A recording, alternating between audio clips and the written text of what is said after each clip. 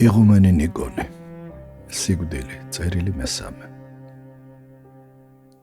ძვირფასო დედაო ვალენტინა, მივიღე თქვენი წერილი. რა სამწუხარია, რომ ვერ შეძელით ჩამოსვლა.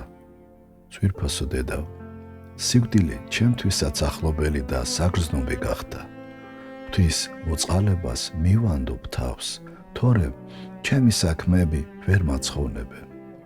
ჯანმრთელად და კეთილად იყავით. უფალმან დაგმაროთ ყოველი ბოროტისაგან.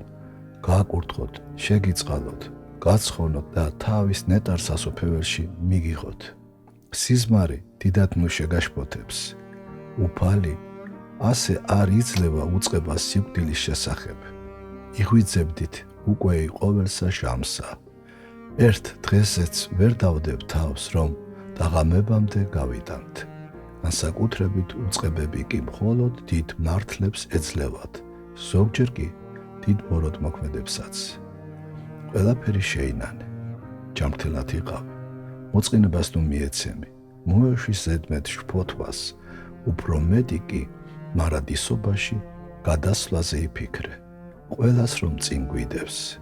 მოკითხვა და კურთხევა ღვთისა შენ ჩვენებს და ყველას. 1951 წელი.